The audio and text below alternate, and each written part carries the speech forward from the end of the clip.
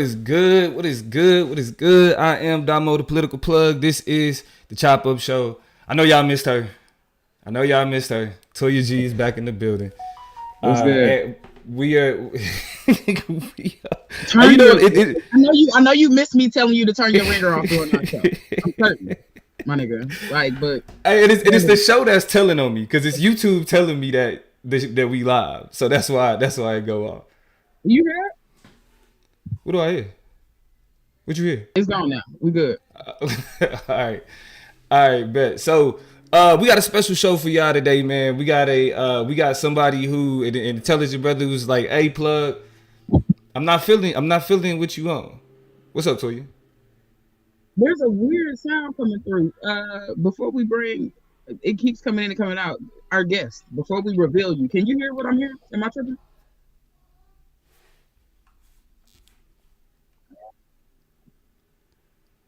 That's wild. And like, yeah, it's some clicking or some type of crazy audio sound going on in the back. Plug, you don't hear that? Yeah, I don't hear nothing. All right, well, let's proceed. We have a guest. We have a guest here. I'm gonna just ignore it if it pops up again. It don't really matter. My bad for throwing off the feng swing, the feng shui. But plug, I'm gonna turn it back over to you because we definitely, our guests are not only guests, but there are people who interact with us, who talk to us, who kick it with us, who tap in with us, and that's what we appreciate the most. You know what I'm saying? So regardless of how we end up or how we come to certain components of these conversations, I'm super grateful for the fact that we got people who trying to tap in with us, talk to us, keep the comment sections lively, and really push the conversation forward. So plug, let's talk about who we got with us today. My bad. All right, so yeah, as y'all know, if y'all follow us on Instagram, while I kind of started going in on a few things we was having, when it comes to the lesser of two evils, a lot of the conversation that Toya and I have been going back and forth about, I was just like, you know what, I'm in a mood, so I just been kind of pushing out this lesser of two evils content, defending my lesser of two evils people, right? And I got a lot of smoke, and while I'm not the type, I don't really like to put the long comments into the chat, but I do like to actually have conversations with people. You know what I mean? So what I was doing was when people was putting very long comments, I was letting them know, hey, I hear you.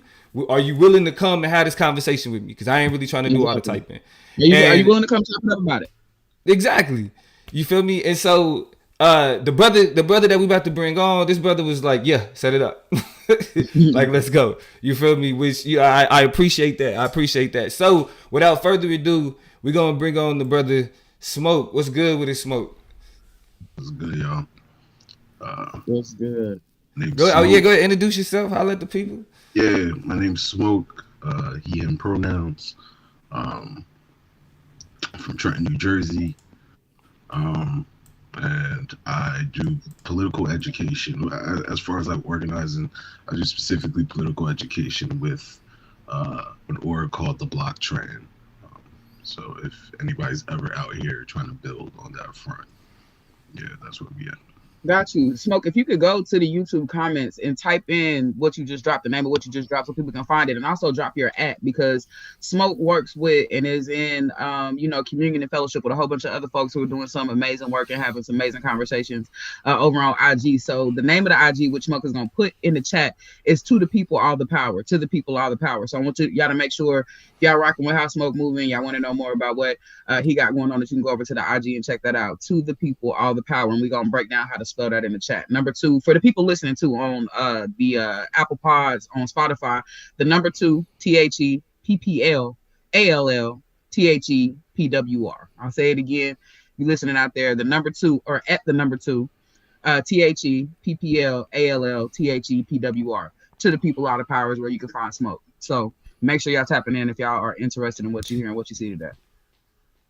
Shout out to Donnell in the chat. Shout out to Tyler in the chat joining us. Yes, we are earlier than usual, but we're trying to connect with our East Coast brothers so we can get this dialogue in. Now, Smoke ain't got a lot of time, so we're gonna get right to it. Smoke has very specific beef. Actually, let me say this first. I'm pretty sure that me and Smoke agree on a lot more than we actually disagree about. But we disagree about this, to be clear. So, what we gonna do is I'm gonna play one of the videos that really got that Smoke has some smoke for. You feel me? And then we gonna discuss like his specific contention, and allow me to respond as well. So Toya will be moderating this conversation. You feel me? And yeah, we just gonna get it in. And so Let me what's say up? one more thing before we get started and before you play the clip. Smoke, we know you got to go, and we get to talking and going back and forth, and the conversation gets spirited. So if we ever get to a point we need to put a pin in it and come back to it and find another time for you to come back and holler at us, we can do that. So you know what I'm saying? Just let us know how your time is moving, how the clock is moving for you, and then we'll figure out how we proceed. Okay? All right. Bet. All right. So with that being said, let's go ahead and get into the video that Smoke was like, yeah, he ain't feeling it. This video was, I think it was like last week or so. That I did a lot of the when I was doing the comment section video. This was a lot of the where a lot of the conversation came from. A lot of the beef came from then. So let's go ahead and get this started so we could get into the dialogue. Let me make sure y'all can see it too. By the way, if you want to go back and find this video or watch it again or see the other comments about it, it's from November 11th over on the Chop Up Show page. The plug is wearing a Lakers hoodie. So it's a part 1 and part 2 of this conversation. So y'all go check it out over there if you want to see all the comments and leave one for yourself. All right, so let's get into it. If you are still using 2016 anti-voting talking points in 2023, 2024, I'm vote shaming you. It is what it is. I'm vote shaming. One thing when you got people personally deciding not to vote, cool, that's your choice. But nowadays, since it's cool to attack people who choose to vote Democrat, y'all sticking y'all chest out about not voting, using the same old script, cool, I'm with it. Let's get into the smoke. First, you don't like lesser of two evils voting? I feel you, but it's real. And our ideological differences do not outweigh the material impact of ignoring that reality. Let's just take a look at it. One party panders, make promises they can't keep, bring up black issues but then ignore black people, all while pretending to be against racism while at the same time still kind of being cool with racism. We know who that is. The other party encourages and empowers dangerous, violent racists. They actively work to disenfranchise black voters, as well as banning black history and black literature from public schools. You are being deliberately obtuse if you're looking at that and still saying ain't no different. Second, they say you can't scare people into voting for Joe Biden. Again, I feel you. But your ass should be afraid of the fact that right-wing extremists are committing damn near every ideological mass shooting. And 80% of those right-wing extremists identify as white supremacists. Data shows that Trump is uniquely empowering these types of terrorists. Is that all? Yeah, that was the part. That was just half of it. But again, this just kind of continues. But this is kind of what sparked it. So I wanna start with Smoke, and I want to give him the opportunity. You know what I'm saying, to kind of get that smoke out. Right. So how we could do it is you could kind of tell me all the contention that you have, and we could address it one by one. Yeah. So my first contention is the idea that it is obtuse to say that there is no differences between the two parties. I believe towards the end of the video, you do mention a lot of black revolutionaries like Kwame Ture, like Huey Newton, who made the explicit point that they are the same. And I don't think we would be calling either of them obtuse. They are both capitalist parties. And I guess there's a sort of because like honestly, this whole thing could be really short if we have to understand whether we are even working towards the same end goals, right? Because like we could have different end goals, and in which case your strategy could be perfect for you, right?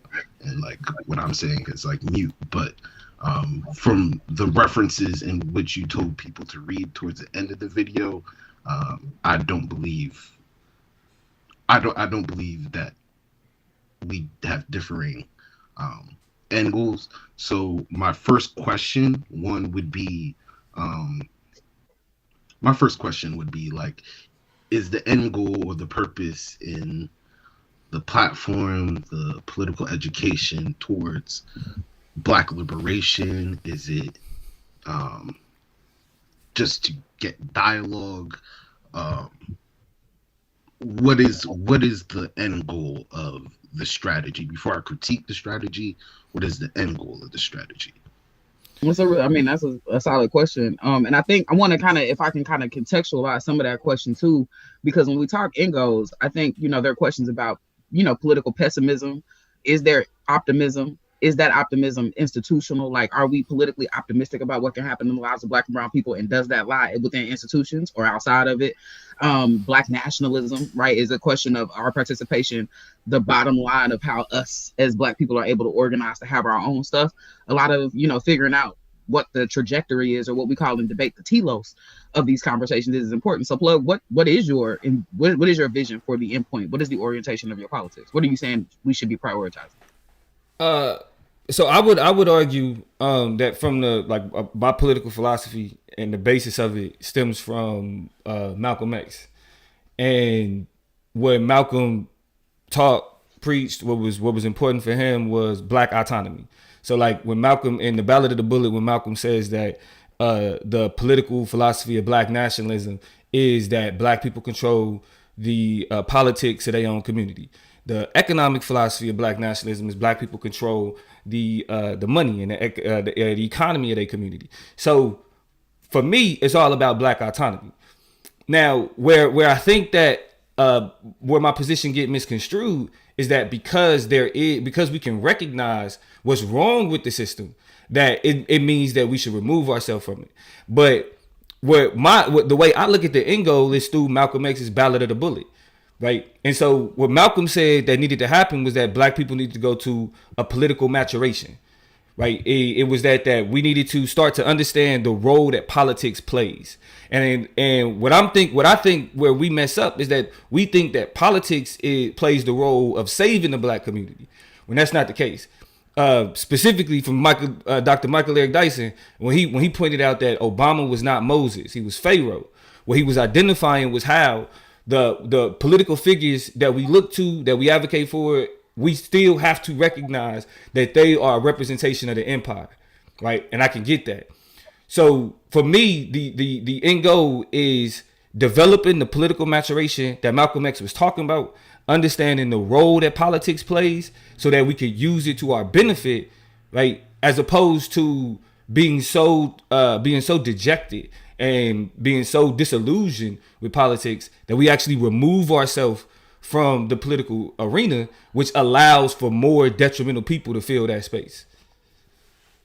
And I know that logic is similar to what we understand to be a right-wing fill-in, right? Or the idea that if we're not present and we're not participating, then our political enemies are the ones who show up and will then speak the loudest or be the most vocal about things, which means we don't get to complain about stuff we missed out on because they just filled in the spaces that were necessary to move politics forward.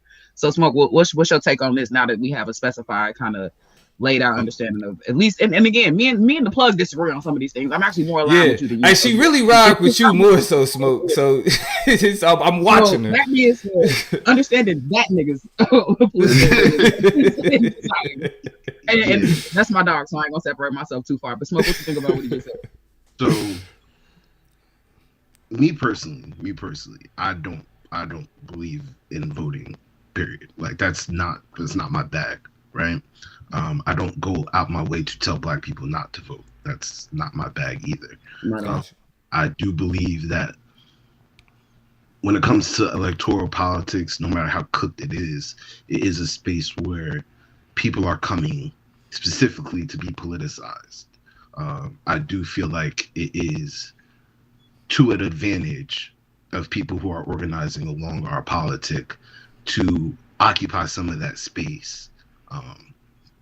And do what they can in that space because it's overly saturated with multiple reactionary politics that does nothing to progress Black liberation, right? So, yeah, that's all just to say that I'm not the person who's telling people not to vote. I do believe, even though I'm a person who is not in that bag, right? Mm-hmm. I do believe that there's ways to radically to use electorals in a radical way, in a strategic radical way, specifically maybe around specific candidates, maybe around specific proposals that are up for votes, along those lines. But those things are very specific. One, and two, those things are strategized with community, with an organization, right? These aren't just plain addresses to vote for someone, right?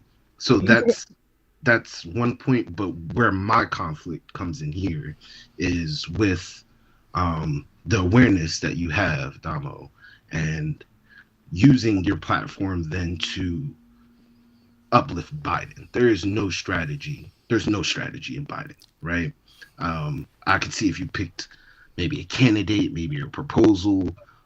We're speaking specifically around a specific strategy, but I can't think of any strategy specifically that Biden guides us towards Black liberation. I can't. I don't. So my then would be like, help me see how that strategy.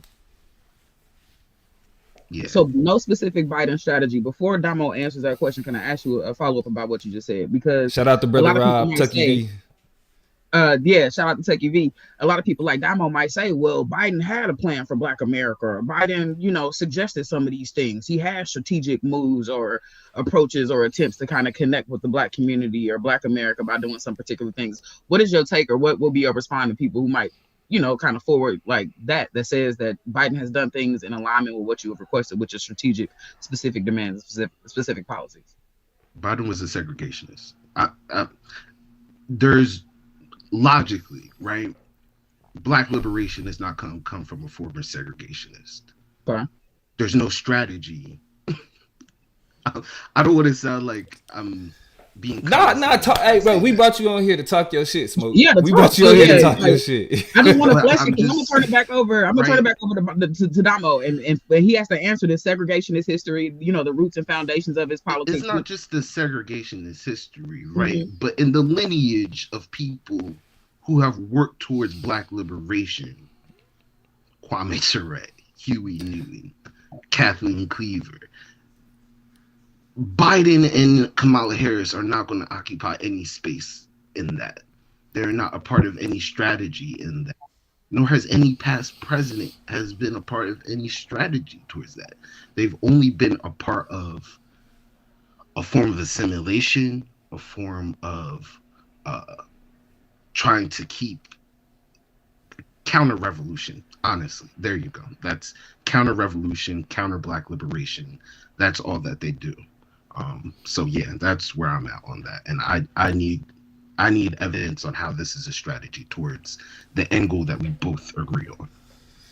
So I guess the way that I would explain that is, Toya dropped off real quick. She'll be back with us in a second. But the way that I would explain the strategy is that is simply, again, it's really just lesser of two evils. So when I hear Malcolm X say that Black people need to understand the role that politics play, we need to have a political maturation.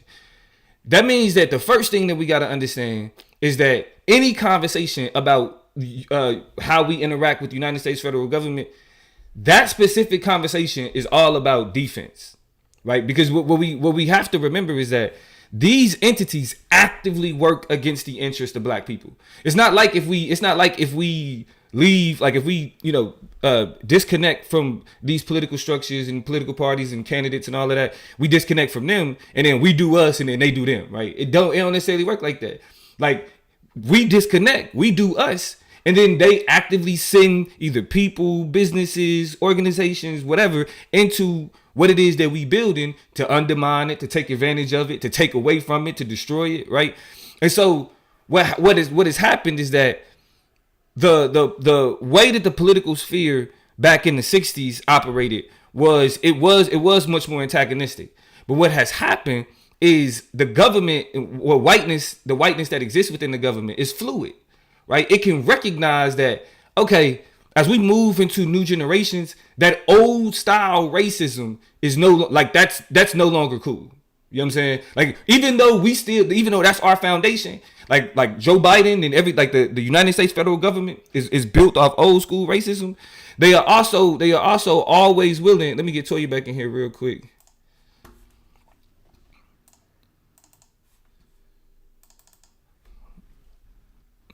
Yeah. Let's see. There we go. All right, we got Toya back. Yeah, keep going. And so in 2023, they like, okay, hanging niggas, shooting niggas, running them over in the street, calling them niggas. Okay, that's in 2023, that's no longer acceptable. You would be universally shamed, whatever. Even though that racism still exists. You feel me? And so when I'm making the argument about the lesser of two evils, the reason why Malcolm X and everybody else was more so adamant is because the government was full of Dixiecrats. The government was full of pro-segregationists, right? But now in this more, what I would say, malleable era, you feel me, is that even though they don't have our best interest at heart with how they move, we could still take advantage of the way that society has progressed and how it sees certain things. You feel me? And the only way to make sure that old school style racism don't come back, right? We can stay on Biden neck. We can stay on Kamala Harris neck. But the only way we make sure that old school racism don't come back and take over the government like it has in the past is by making sure we also occupy that space and constantly calling them people out. So that's why when I say that Joe Biden is the lesser of two evils, that means that he reflects an attempt to be more progressive, even though he's not. Although, and that's something that we can use to our benefit in terms of pushing back and playing defense against the ways that whiteness uses structures to undermine black autonomy. On the flip side, though, if we're so upset about how Biden is a segregationist, you know what I'm saying, cool with racists, got the racist past, and also reflect the racist government, if we so upset about Biden that we remove ourselves, that allows for the worst alternative. Like Donald Trump represents a worse alternative. I'm not necessarily saying that like I'm pro Biden. And I get this is like a lot of people don't like this argument. Like look at your face. You feel me? I'm not pro Biden. I'm anti-Trump. You feel me? Like because in a lot of ways, even like I advocated for Trump or Biden beating Trump. But as soon as like if you go to my TikTok, the day after Joe Biden was elected, all the shit it was cool. Hey, you racist. You know what I'm saying? Segregationist piece of, you feel me? Hey, you got 4 years to do da-da-da-da-da. You know what I'm saying? Be a part. You feel me? And that was to show that even though I advocated for this individual to win the election, that don't mean that I'm not critical of him. You feel me? I just think that they represent a better alternative than what Trump brings, and I'll talk about more of that in a minute. So I have a question, but I don't want my question to take precedence over what in the hell? To take precedence over what Smoke is got going. So Smoke, what are do you have initial reactions to that? Do you have questions about that? Like or but I for right now, my memory retention is good enough that if you want to ask a question, you can ask it. I can still remember my points. Well, no, because when I hear the plug say these things, I often hear, about you, or I think of an analogy of like a drink with a mixer. You know what I'm saying? Some people are like, I drink alcohol because I just want, the straight liquor. I want the feeling. I like that sensation. I like when my chest burns. Cool. And other people's like, well, I don't really want the straight liquor. You need to mix it with some soda. And as a matter of fact, that kind of calms it down. But then you drinking soda that has just as much acid and, contributes to the sugar content. So neither of these beverages are preferable. Why is it that we're critically thinking about things that we probably don't need either of, right? Alcohol is not good for you. Alcohol with soda is not good for you. So I feel like you're like, but at least you can't be aggressively racist to me anymore. At least you're and why is that an incentive? Why does that make that a healthy decision, a good option to orient ourselves toward, just because you can't do it shamelessly and make me feel bad and call me the N-word in the middle of the street and go on about your day? Like, why is that an incentive? Because my question to you has always been, sure, it's not as bad. Like this lesser of two, but do we not deserve incentives? Do we not deserve to be galvanized because we have such a lion's share of these people's voter base, because we are so influential to their endpoints, because they take stuff from our culture and make it gimmicks to make them likable? Do we not deserve just something to entice us? Like, and if so, what is Biden's?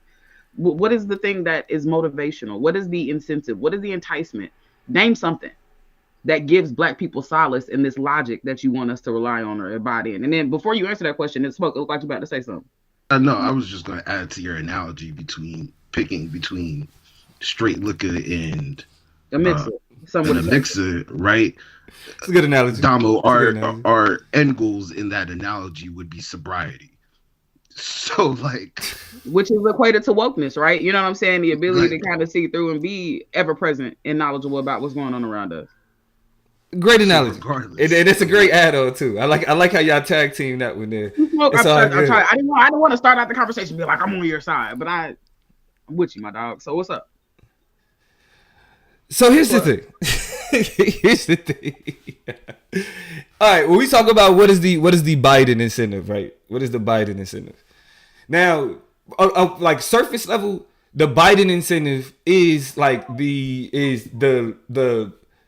liberal pandering, because if we being honest, right, I get that we've always known like politics as it is, right, like general, like, hey, racism not being in our generation, right, born in the 80s, like we ain't seen politicians like not part of the South that can accept and reflect like very dangerous policies and still, you know what I mean, and have the type of like leeway to get away with a lot of that shit. And what we saw with Donald Trump though is a reversal of that. So with Biden, and like, let's talk Biden though. Let's talk Biden, right? The willingness for Biden to like criticisms. Hey, Kamala not perfect. The willingness to put somebody like Kamala in that type of position. The willingness to put a Black woman on the Supreme Court. The willingness to advocate for a Black woman senator. Are these things perfect? No. But the willingness to have those people in those spots makes it possible for more people that look like us to be in those spots.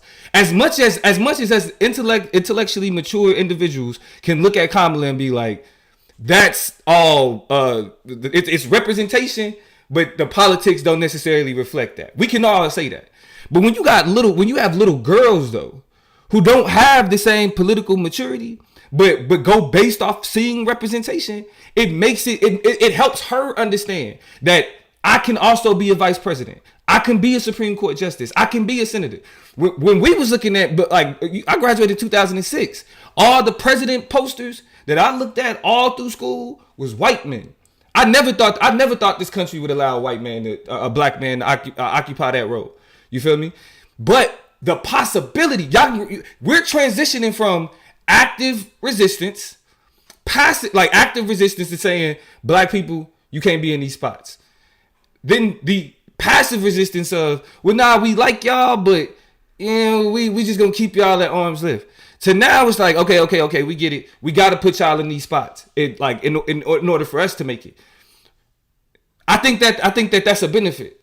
Like, even though Biden doesn't solve the problem there, he allows for the seeds to be planted for other people to feel like they can occupy these roles. Because it's studies that show that that when Black people occupy particular offices, it's more likely that another Black person from that area will actually run and participate in elections as well, because they've overcome that conscious barrier of not thinking that I can't occupy that space. Toya will be back. Yeah. I Toya dropping off fucked me up a little bit. Yeah. I totally understand why people take notes during debates. This is my first time doing anything like that. It's all good. It's all good. You cooking though. You cooking. Yeah. So, and just keeping a time, I could stay on a little bit after one, but all you gotta do is say, hey y'all, I gotta break out, and then we got you. I appreciate it. I'll let y'all know. Sure. As far as it comes to representation politics, I believe that they will find they can find black people, they can find colonized people to fit whatever role they need for empire, right? Um, Again, for the idea of black liberation, it's not sufficient, right? So when we say like representation, like what does it mean when the technology itself, right, the position itself is not a tool of liberation, right? Like Right. the Supreme Court is not a tool of liberation, no matter who we can get in it, right? No matter what reprieve you might be able to get by getting somebody in it, it's not a tool of liberation. And it's by design. You know what I mean? It's not something. It's not a bug. It's a feature, right? It's not something that we can vote. We have no control over the Supreme Court. Period. Right. So when it comes to representation politics, and people could look this up, when Obama went to Africa, right, he goes on a tour of Africa. I believe this is in his first presidency, his first term, and he tells Africans that they have to stop blaming their problems on colonialism. At the same fucking time, he's expanding AFRICOM, right? Military bases throughout Africa, right? These technologies being expanded throughout the continent, right? So what does it mean representation wise, right? Like, okay, yeah, a black little boy gets to see a black man become president. What does that mean when that black man is now going to the continent and telling Africans that they're complaining about colonialism while expanding neo-colonialism on the continent? That representation politics isn't sufficient. In that case, I would definitely suggest, which is a bastardized understanding of identity politics, but the Combahee River Collective named what identity politics is, that we aren't looking for flat out representation politics, but what is Shout out to black feminism. Right? It just can't be right. So I don't know, when Roe versus Wade was overturned, there was a meme that went around where it says men shouldn't vote on women's issues, right? And it's like, we have to think deeper, because the state will get a whole bunch of women that will sign off on your uterus getting cut away, right? There are plenty of people of other cultures, of other races, that have a better politic than the people who experience the things that you are experiencing. So when it comes to representation politics, there's nothing I respect. To the other points that you made, and I'm trying to just keep consistent. As far as Biden as a strategy, I think for people who have our end goal as liberation, I think it's more because my main contention was there's 100,000 platforms on Instagram who are going to say the same thing you're going to say. Lesser of two evils, whatever, right? I think it's more advantageous to us working on a politic of black liberation to really emphasize how they are the same, right? Especially for people who are organizing for black liberation, right? Like, there's a cop city being built in like 47 out of 50 states. So like, we are following cop city in Atlanta, but I'm in Jersey, and they're already making one in New Orleans. And they already built one in Chicago. They already built one. They're making these, right? Yeah. So this is something that both Trump and Biden are going to be in agreement with. Right. This is something Trump and Biden are both going to heavily fund, and these are both things that are specifically, the technology of it is specifically counter-revolutionary. They are watching how we organize. They have studied how we organized, and they are planning tactics against that, right? So whatever strategy you think you could get through voting for Biden, understand both of them are working against any radical changes, any revolutionary changes. And I don't see how that one is a strategy. And then also to the point of bringing up Malcolm X's call for our communities to get politicized, that's why I focus on political education, right? But it can't be trapped in the duopoly of our politics. Can't be limited to this duopoly of capitalist classes, like capitalist parties, right? Like our political expansion has to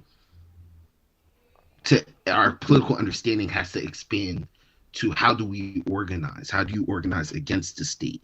How do you build? There are things that I would love to see us organize. I can't even speak about on here, but because these are the conversations that I believe platforms like yours, Consciously, a lot of leftist influencers should be directing the conversation. How do we direct people to find organizations? How do we direct people to create rooms and communities for political education, right? Like this whole conversation, and not saying that this conversation isn't fruitful, but what does this look like as a mode of political education? Maybe we're studying together, maybe we're reading together.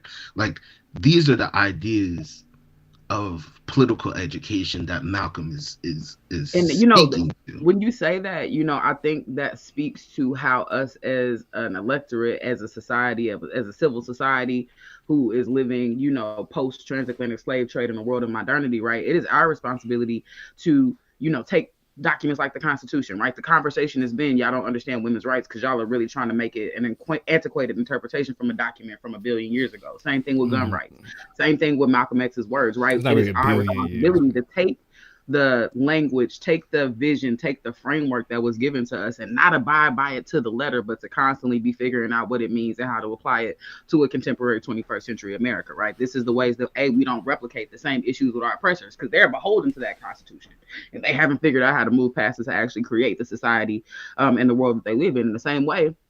Our heroes, our ancestors, right? Our leaders have given us, some ideas, some concepts, some logic to latch on to, but we have to be willing to take a ballot or bullet conversation and graduate it to exist in the context and the paralances of, kind of the berries that constrain us right now in 2023. And that is the biggest, commitment. And it sucks because they killed our leaders, right? We don't have a Malcolm X. We don't have a Martin Luther King to be like, well, what's your take on this now that we got TikTok? Like, what do we do now with this? How do we signal boost? How do we mobilize? How do we create a new, Montgomery or a new Selma or a new, you know what I'm saying? Like, how do we reinvigorate our movements? Because in a bunch of different ways. And one of the things I'm kind of hearing from this conversation, or the comments kind of alluded to this too, is that we're taking what they give us. But at what point, I look at people in abusive relationships and how they just get tired one day. You know what I'm saying? Because it's this, I'm going to stop. I'm going to pull it together. I'm going to learn from and we get those messages, voter cycle through voter cycle through voter cycle. And at what point do we finally just be like, nah, it's the middle of the night and I'm dipping? You know what I'm saying? And why is that so bad? You know what I mean? I think that's my question and my biggest issue for people who have such an invested preponderance in voting is just like, if I feel like I'm getting abused, you wouldn't tell nobody else in any other abusive situation that they shouldn't just dip and leave if they feel like they, you know what I'm saying, are being clear about what they did. And they... Okay. All right, Toya froze up on this again. She at her mama house right now. She in Kansas City visiting family, so she ain't in her regular setup. So y'all forget my dog. But I know we getting close on time. But I do want to say I got like 10 minutes. So okay, bet. I want to give you time to speak your point, and I'm really finding it hard to conversate and then look at the chat. So if there's any questions that you see in the chat that you wanna bring up, they fucking with you. They fucking with you. You good? Okay. Yeah, they. I'm more the odd one out. You know what I'm saying? Like most of the chop up crew be like, nah, nigga. But it is what it is. And here's why though. So for me, I think what happens is, and I agree with everything you're saying about upholding, maintaining the empire, not being able to, you're not going to find the salvation for black people at the ballot box, right? You're not going to find it advocating for Democrats. You're not going to find it advocating for Republicans. It's not there. But I think what it is, I think the best analogy that I could use to describe why political, the necessity of political participation, even voting for people who may not who don't necessarily reflect your best interest, and that's primarily because Toya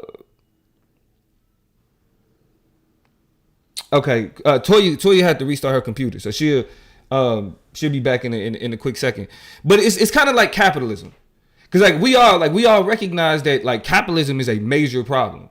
Like a lot of the issues that we deal with in the world is because of capitalism. But when you try to critique capitalism to people who don't understand the depth of it, the first thing they say, you got a job, don't you? Be poor, go live out in the street. You know what I'm saying? Like the value system that they reflect is like, because you're critical of it, that means that you shouldn't use it at all, right? But we recognize that the use of capital is required for survival. And that's how I look at politics and really getting into the wolves den. Like I say to Toya and them all the time, politics is not pretty. Politics is not, can we save the world? It's more of a question of. I apologize, and not to interrupt, but what do you mean by we use capital to? What was the point? You said we use capital to survive. Yeah, right. Like because capitalism. Who uses capital to survive? Black people in America. That's where black people in America don't have capital. Like that's the main reason that they have no power in a capitalist system, because they have no capital. Right. Well, what it is we engage. Labor, right. And that's where our power is in organizing. Is in the labor. Yeah. But it's not in capital. It doesn't serve us at all. So in a conversation where someone may use that rebuttal, right? And it's a rebuttal I hear a lot. You have to remind them that they don't own any capital. If they did, they wouldn't go to work. Right. Right. No. Right. I agree with you. But what I'm saying is, we engage in systems of capital. Like we are under, like black people still are dictated by their credit score. Right, and opportunities that they have access to is still dictated by their credit score. Those are systems and structures of capital that we are like really chained to. You feel me? So I get what it is that you're saying, but it's what's known as dialectical participation. Like on one hand, I can participate in these systems knowing the detriment they cause, but I can also participate knowing that like my non-participation could create even more of a detriment. And that's why before you get out of here, I want to get your thoughts on when I bring up the conversation of the Trump effect. So as like, even though the why we should vote Biden is flimsy, because you do have the criticism of representational politics, and you do have the criticism of like empty promises and them sending people there and it just being what it is, right? So those criticisms are valid. But when we look at the alternative, the one thing that I feel like, and I want to get your thoughts on this before you go, that I feel like is uniquely dangerous. We can say both parties are racist, right? I would agree with that. However, when the data shows that Donald Trump leads to has led to an additional 2,000 more hate crimes than prior, right? The election of Donald Trump led to the second highest spike in hate crimes, only to 9/11. That's unique to Donald Trump as a candidate, right? When we look and we see that far right extremists are the greatest threat to the greatest threat to our domestic safety. Right-wing white supremacist extremists are the greatest threat to our domestic safety, right?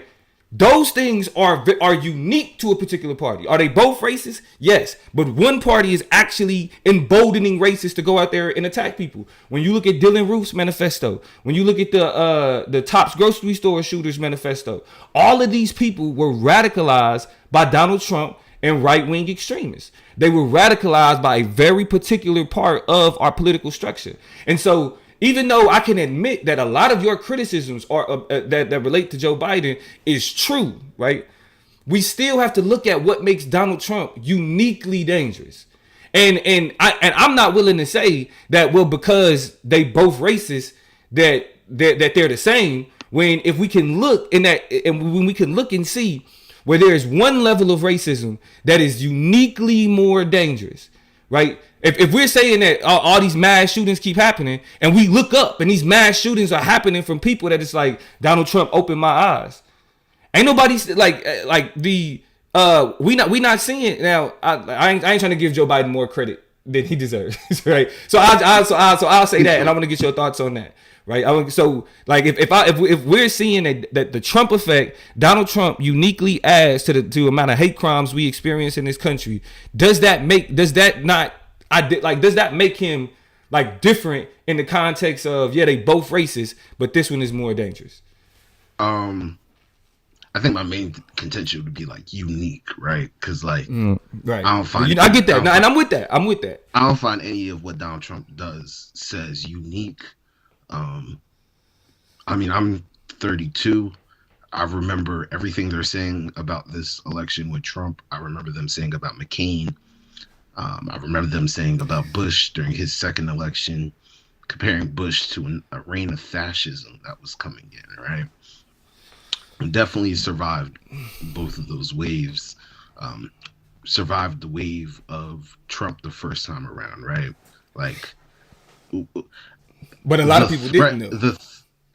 And yeah, right, because the system is violent and people die, right, because of the violence, right? That's why we organize, right? Because like people died under Biden, right? That's like when Biden was denying COVID was still a thing, the way that COVID is still a thing. So Trump is a current representation of America's racist roots, right?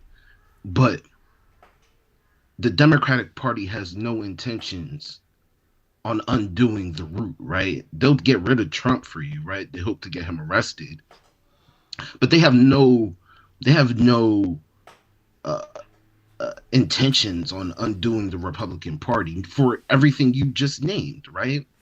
That this is a party that specifically emboldens violent people. You can quote Nancy Pelosi saying, "I want a strong Republican Party," despite everything you just said, right? We want a strong Republican Party. I hate it. You can look at WikiLeaks in the election of 2016, where the Hillary campaign helped put money towards Trump's campaign because they felt like this would be an easier candidate for her to go across, right? So when we say like, okay, we can see the differences between the two parties, right?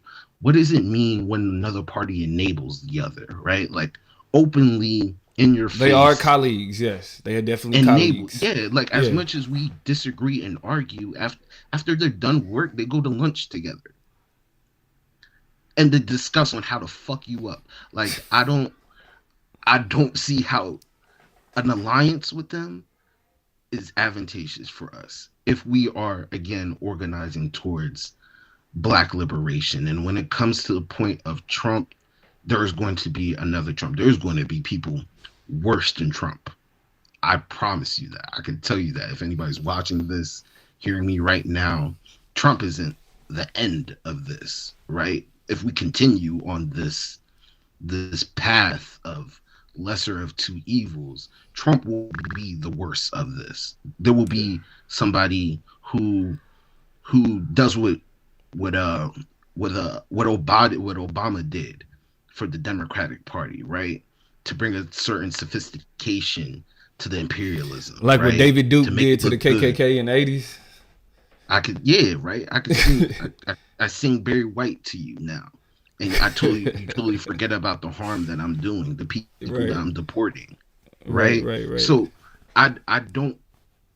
When Trump is waved in my face, it doesn't bring me any fear, and I may get a lot of flack for the point I'm going to say here, but honestly, I think it is more advantageous for us to have a Trump in office than a Biden, specifically because even though it'll increase the amount of hate crimes. As far as my time organizing, and I've only been organizing for about like 7 years, I've been able to connect to way more people during a Trump presidency, specifically because people were angry, people were paying attention, people were reading in a way that has been completely like silenced and put to sleep, and not on some like woke shit, but put to sleep during a Biden era. And I'm sure you've heard people say it feels good to have a president that I don't have to check in on. And it's like, no, Yeah, no, you that's the still have problem. to Yeah, do that. You still yeah, have to do that, right? But right. that is to think that's not intentional, right? Like to think it's not intentional that they don't want you disengaged throughout the 4 years, right? We do nothing to change the duopoly. We do nothing to organize political power in our communities. We do nothing to do political education. We do nothing to connect organizations locally, state-wise, nationally, and internationally. There's plenty, right? And though Malcolm is dead, though uh, Martin is dead, Mamiya is in prison, still here. You could write letters to Mamiya, and I hope people do write letters to Mamiya. There's Daruba is still alive. Kathleen Cleaver is still alive. We have people, revolutionaries, as well as people who've learned from these revolutionaries, still giving the guidance, right? And this is my offering here. And the whole point of why I came on is I would like to see the conversation geared towards that, right?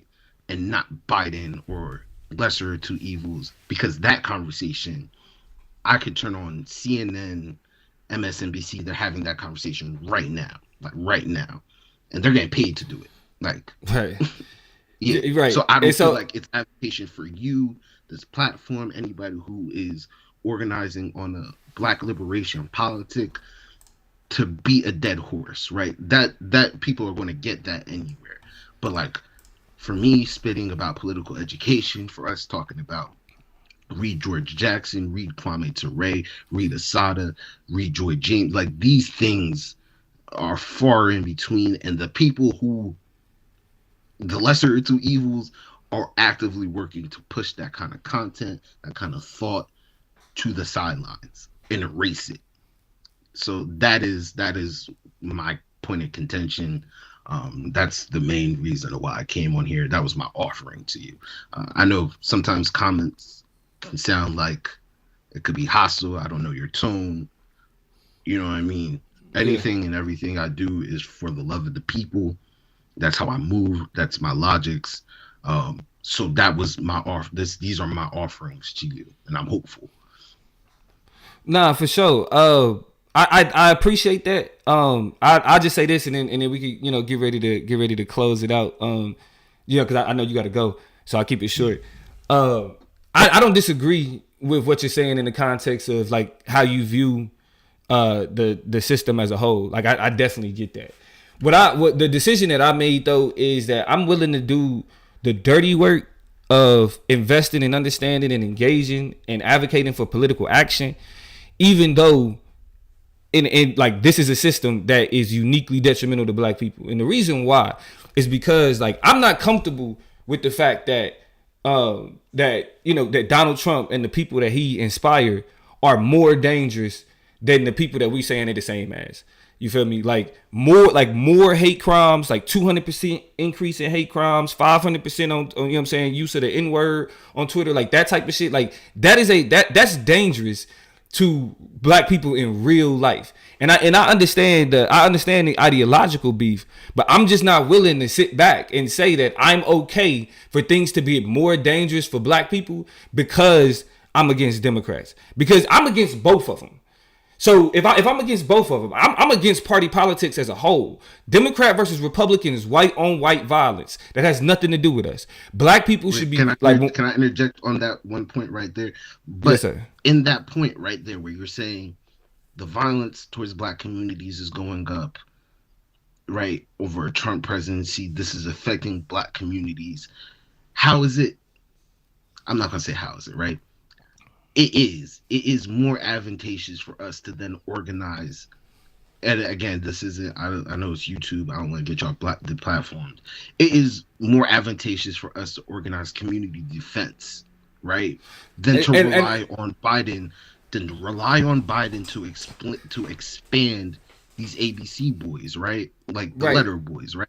It's more advantageous for us to organize that, because that violence that creeps up every time a Republican becomes president is there. And it's not helpful for us to pretend it isn't there just because there isn't a spike in the violence. It's still there. And it's because it's at the core of this country. And until we are doing things to work against that, it's always going to be there. That's why, again, Black people die. That is our history in this country. Until this thing is not a thing, that will be our history in this country. While I agree with that, the problem is those what if, and I'm talking about you because I know you organized, I know you tapped in, but the statements that you are making are very popular. However, they're never backed up by people actually doing the organizing. Because I could believe you if what we saw was Donald Trump get elected, more black people got tapped in, more black people was organizing, more black people got politically aware, and then when it was time to vote for somebody else, we didn't have to vote for Joe Biden. Because we did the organizing. Like I always say, candidates are bred. Like politicians are bred. That's why they hand us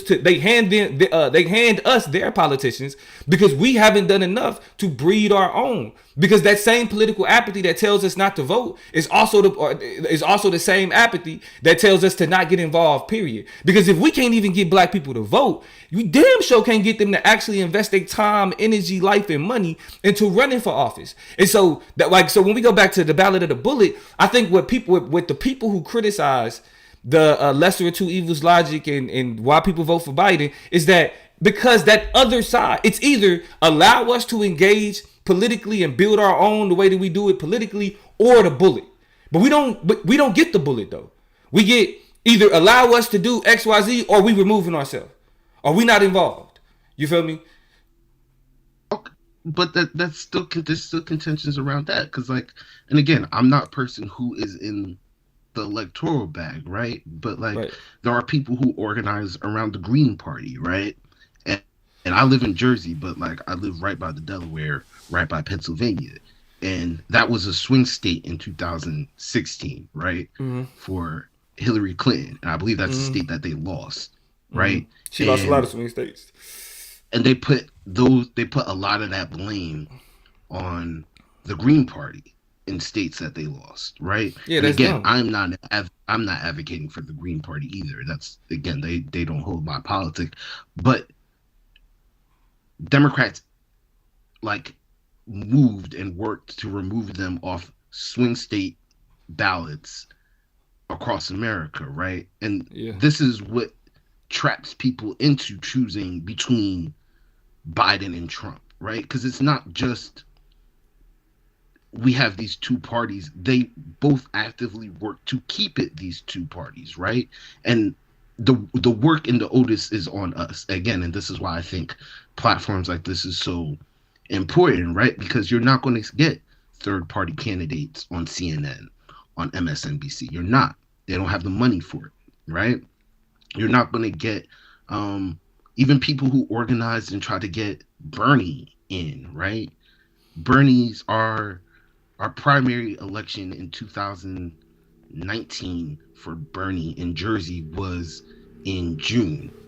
Bernie conceded his election run in April, right? When Obama called all the Democratic candidates and told them to drop out, and it consolidated because Biden was not winning at that point, but he called Buttigieg and all those people to drop out, and all their votes consolidated under Biden, right? And it's okay, what does that mean for those people, especially here in Jersey, right? All those people who organized for Bernie, who didn't even get to vote, right? Still wanting to be politically engaged, just as you're speaking, right? Who didn't get to vote, who are now being told that they have to vote for Biden. This lesser of two evils conversation again. It's sick. It is sick. That is sick, brother. But that's why it's so important again, because even with Bernie, do something to break that dynamic. And again, I'm not telling people not to vote. I'm saying our conversations, our platforms, our organizations have to focus on how we break outside of the duopoly and not how we play in it. And my main suggestion: don't wait until people are talking, and not you, because I appreciate the conversation. But my criticism to black people as a whole, don't wait until an election to start complaining about Biden. Like it's like I've been talking election all year. You feel like, matter of fact, Toya had to tell me like, hey, we got to do some non-political shows, just because like I've been tapped in. But what's happened is throughout the 4 years that Biden was elected, there was all of this like, oh, why we shouldn't be vote for him. All of that was out the window. You had people talking about, man, it was just good to not have. It's just good to not have Trump. It's just good to not have Trump. I wasn't one of those individuals. I've been criticizing Joe Biden all year. I criticized his what he called police reform, which wasn't police reform, right? It was like he tried to reform federal police training about like putting your knee on somebody's head, but that does very little to actual local training and local police officers who's actually choking people out, right? So it's not that like, again, I'm not pro Biden. I just think that what happens is we get to these election seasons, and then everybody talks election now. Everybody's talking who we should and shouldn't vote for. Oh, I don't like Biden because, but you've had all year. You had 4 years. We all have 4 years to say, we know we don't like Biden. He barely got his ass in there only because Trump was that bad. Who do we want for 2024? Who do we want for 2022? Hell, who we want for 2026? We can't just talk about and we can't just be anti-Biden when it's cool to have that conversation. And then again, I know you a brother that are actually in the streets organizing, so I ain't necessarily talking to you. But the dialogue turns into that only during these times when it really ain't nothing else we can do but do lesser of two evils if we're gonna be engaged, because we ain't did nothing to give nobody else the spotlight. We ain't put the same way that Obama did his he did the 2004 DNC. By 2008, he was the next president. You feel me? Like, all it take is enough people getting behind particular candidates that reflect us. For example, and I know you got to go, so please cut me off. Like Stacey Abrams. I just say this, and then we get. I apologize. Oh, good. My fault. My fault. No, continue though. Like Stacey Abrams, for example, was somebody that deserved crazy support amongst black people. Now, I know she was in the gubernatorial race, and only the people in that state could, actually impact that. But Stacey Abrams should be our example of a black political icon. She represents the community that she comes from. She makes sure that that community is taken care of in terms of politically. She makes sure that they're actually politically engaged and involved in getting people out to vote. Like, so, and even though she was responsible for Georgia going to Biden, that's an example of the power that black people have. So the same way we was able to flip a whole red state blue for Joe Biden's benefit, we also should have been able to get her elected as the governor of Georgia. You feel me? So it's like it's we have these people that we need to support. We have the Rashida Tlaibs, we have the Ilhan Omars, we have the Ayanna Presleys, like black people who all these people talking about Israel now. In I think it was like 2017, 18, Ilhan Omar was censored by Congress for speaking out against the Jewish lobby. So we have politicians and even Democrats that kind of reflect how we feel and what we understand. But if we're not doing the work but if we're not doing the work to get them people elected, you know what I'm saying, to get them people in the spots where they can be that reflection, even though they're not gonna save us, right? They can play defense. They can stop. They can get in the way of the government getting in the way of what we doing at best. At best. So I'll go ahead and let you. You know what I'm saying, say the final words and close out. I'm gonna just say this last piece. I think one more responsibility has to be put on us who are politicized to politicize our communities. I believe it's Mao Zedong who has a quote who says, "When revolution fails, it's because of us, right? It's not because of the people. It's because of the people who are politicized and organizing. We failed the revolution. So it's on us to politicize the black community and let them know their interests. Two, and I think in your analysis, I think you're undervaluing the technologies that go against. We are in the afterlife of COINTELPRO, and there's a lot of technologies that are used to keep people, black people, within these 4 years politically disengaged, and not just from mainstream politics or even local politics, but just a rampant anti-intellectualism Agreed, that yeah. is directed specifically at black people because of our revolutionary potential, right? And last, I think also there's a real extreme misunderstanding of the functions of the Democratic Party in and of itself, or liberalism in and of itself.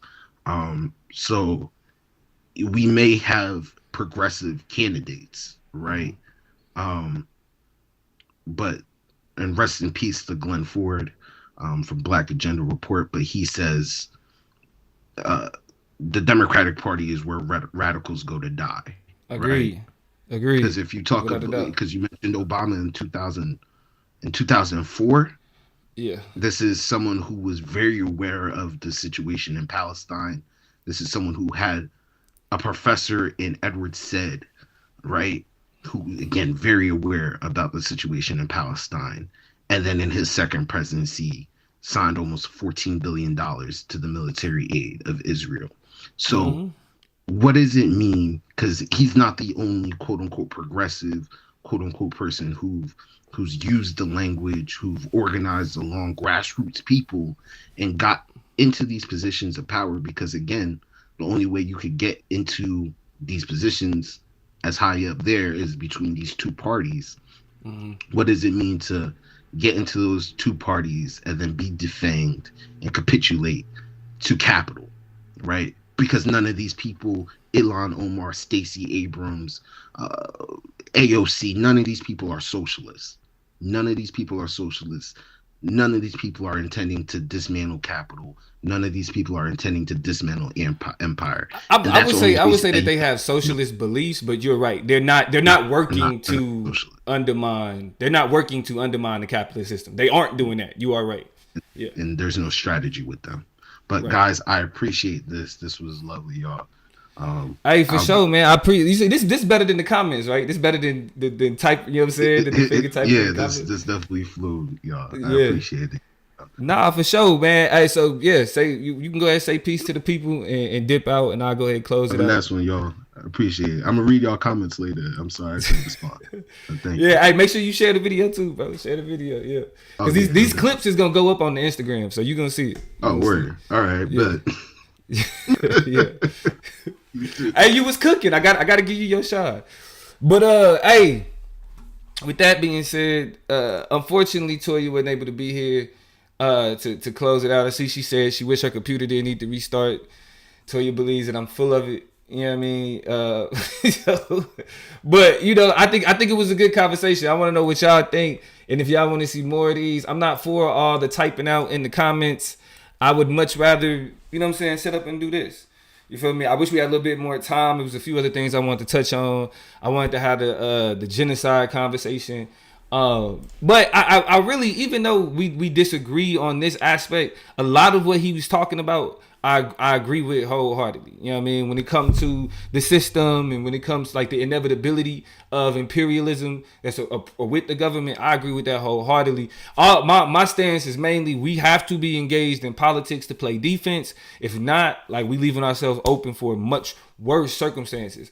Because when he made the statements that like the death of black people is kind of like, and he's right about that. That's the norm. But I do think though we should prevent deaths that we can, and that means if we can fight hate crimes by making sure Donald Trump isn't reelected, I'm with that. And I'm okay with any criticism and every other criticism of Joe Biden that's out there. I'm just saying when Malcolm X is talking about we need a political maturation, right? That means that we can't be invested in these things only when it's an election. You feel me?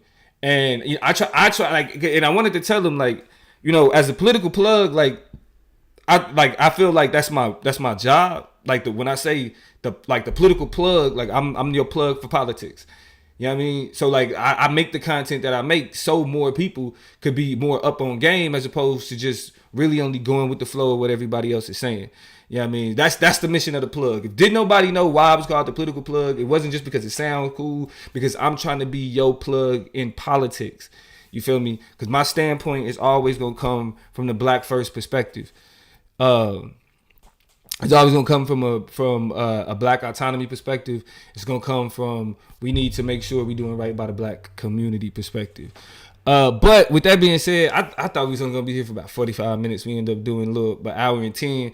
Toya, you know how it go. Like if I'm on here, we're gonna be on here for at least an hour and 10. If y'all like this, if y'all want to see more of these, let us know in the comments. Make sure y'all subscribe to the Chop Up Show on Instagram. All right. Because that's where we pull in a lot of these comments from, and really we could pull some of the comments from from the YouTube too. You feel me? And anybody else who want that smoke, yeah, you know what I mean. Like, bro was real calm, smooth. I appreciate it. You know what I mean, the back and forth. But if you want to be antagonistic too, I'm with that shit too. You know what I'm saying? Like if somebody in here like, nah, nigga, you on some bull, I can bring that energy too, and that energy is also welcomed. But with that being said, man, thank you Toya for pulling up. Thank you for everybody that showed love, comment in the chat. C-Dot, Chris, Brother Rob, Emmanuel, Donnell, the homie. Appreciate Donnell is for real Chop Nation. You know what I mean? My boy Tyler, More One, Miss Ma'am, Kari the introvert. Ain't see you in a minute, fam. It's glad to see you back. And then Tucky V, anybody else I missed, we definitely appreciate the love. And we gonna see y'all next time. This is the Chop Up. We out.